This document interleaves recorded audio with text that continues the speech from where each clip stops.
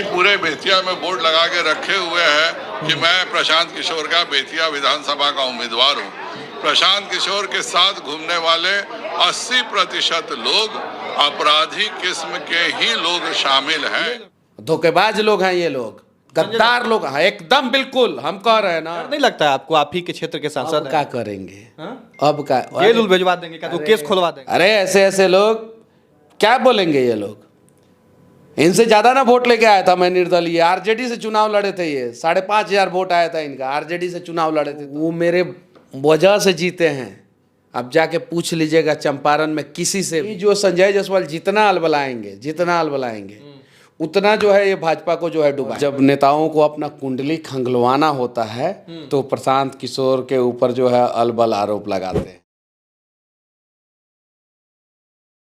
बेतिया भाजपा के सांसद संजय जायसवाल ने प्रशांत किशोर को एक लीगल नोटिस भेजा है। प्रशांत किशोर जिनसे सभी नेता अभी उन पे बोलने से बचते हैं, ऐसे में संजय जायसवाल आते हैं, आपके ही क्षेत्र के नेता हैं, और वो लीगल नोटिस भेजे हैं प्रशांत किशोर के पास। अब तो आपके नेता के पास जो है लीगल कार्रवाई हो सकता है। अरे एगो और सर्वदलीय नेता थे, लीगल नोटिस भेजे थे, पता है ना, अशोक चौधरी जी। अभी देखिए ना क्या क्या होता है। ये संजय जायसवाल जी को प्रशांत किशोर जी ने कुछ ऐसे बोल दिया है कि खलबली मच गया है। अब ये लीगल नोटिस भेजे हैं। ये ऐसे ऐसे लीगल नोटिस से कौन डरने वाला है? और संजय जायसवाल जी का सारा कुंडली जो है लोगों के सामने आएगा। कुछ लोग जानते हैं, कुछ लोग नहीं जानते हैं। जो नहीं जानते हैं वो भी चीज़ें सामने आएगा। अब देखिए, चूंकि बिहार के लोग प्रशांत किशोर को जहां तक जानते हैं अभी तक, कि कोई भी नेता जब बोलता है तो उसके खिलाफ ये एग्रेशन में आके और बहुत सारा खुलासा करते हैं। अभी तक तो यही करते आए हैं। अब प्रॉपर लीगल नोटिस भेज दिया गया है, तो प्रशांत किशोर क्या करने वाले हैं? चूंकि उसी पार्टी में आप भी हैं तो अंदर जो चल रहा होगा तो पता ही होगा। प्रशांत किशोर जी ने बोल दिया है साफ साफ, जब गिद्धड़ की मौत आती है तो वो शहर की तरफ भागता है। प्रशांत किशोर जी ने ये बात बोला है, प्रशांत किशोर जी। और जब नेताओं को अपना कुंडली खंगलवाना होता है तो प्रशांत किशोर के ऊपर जो है अलबल आरोप लगाते हैं। तो संजय जायसवाल जी को अपना पूरा कुंडली खंगलवाना है, इसीलिए जो है लीगल नोटिस दिए हैं। बेतिया में जो है कौन कौन से लोग शराब का कारोबार करते हैं और वो लोग जो है कौन कौन से पार्टी में कौन कौन से पद पे हैं, वो सारी चीज़ें सामने आएगी। कौन से व्यक्ति जो हैं वो एम्बुलेंस जो है अपने घर में छुपा के रखे थे, चुरा के रखे थे। कोरोना के समय में लोगों का मदद करने के लिए एम्बुलेंस मिला था और वो जो है अपने घर में रखे थे। इन लोगों की सारी सच्चाई सामने आएगी। धीरे धीरे सब सच्चाई सामने आने वाली। कुंडली निकल रहा है मतलब एकदम बिल्कुल। आज उधर देख रहे हैं, यहाँ भी है, निकला है, यहाँ भी निकला है। अरे मेरा ही खाली कुंडली निकालेंगे लोग ये लोग कि 14 को केस में चार्जशीटेड है मनीष कश्यप। माने मनीष कश्यप भी संजय जायसवाल का कुंडली निकालने में मदद कर रहा है। नहीं, वो प्रशांत किशोर जी का सब निकाल लेंगे। प्रशांत किशोर जी सारा कुंडली निकाल लेंगे। संजय जायसवाल के अस्पताल के सामने जाम लगा हुआ था, मुझे आज भी वो दिन याद है। मैंने वीडियो बनाया था और आधे घंटे के अंदर अंदर पुलिस आके गिरफ्तार कर लिया था। अब वो वाला मनीषवा नहीं है। ये चीजें है। अच्छा, तो लेकिन संजय जायसवाल कह देते हैं कि जन स्वराज के 80% लोग जो है अपराधी टाइप के लोग हैं। तब तो आप 80% में आप आते हैं कि 20% में? देखिए, अब संजय जायसवाल इस सवाल का जवाब तो नहीं दे पाएंगे कि 80%। आप देखिए, वही ना शुरुआत जब उन्होंने किया तो खत्म तो हम लोग करेंगे ही करेंगे। उनके बारे में प्रशांत किशोर जी एक शब्द नहीं बोले थे, लेकिन उन्होंने ही कहा था, संजय जायसवाल ने, कि प्रशांत किशोर के साथ रहने वाले लोग जो है जनसुराज में जो लोग हैं वो 80% अपराधी हैं। वीडियो है मेरे पास, कैसे कह दिए। उनको लीगल नोटिस जाएगा 80% लोगों के तरफ से। प्रशांत किशोर जी को व्यक्ति ने एक दलित का हत्या किया, वही व्यक्ति पूरे बेतिया में बोर्ड लगा के रखे हुए हैं कि मैं प्रशांत किशोर का बेतिया विधानसभा का उम्मीदवार हूँ। प्रशांत किशोर के साथ घूमने वाले 80% लोग अपराधी किस्म के ही लोग शामिल हैं। तो बहुत कुछ कह दिए। हाँ, अभी ये इनका देखिए ना कैसे होने वाला है। जवाब देते देते थक जाएंगे, मतलब आप भी बोल दिए ना, ले लोटा, बहुत कुछ बोल दिए हैं। और पता है, इनके बोलने के बाद पता चला कि दिलीप जायसवाल जो है कब जी आए हैं कॉलेज। तो ये नहीं बोले होते तो आज बहुत कुछ नहीं खुला होता। अच्छा, तो ये आरोप लगा रहे हैं। कोई जनसुराज का संभावित प्रत्याशी था, वो किसी केस में फंस गया, फंस गया संभावित प्रत्याशी, तो बहुत सारे लोग होते हैं केस में फंस गया, वो अपना जेल गया। और उस समय संभावित प्रत्याशी भी नहीं था, वो अपना था, अपना बैनर पोस्टर लगाया था।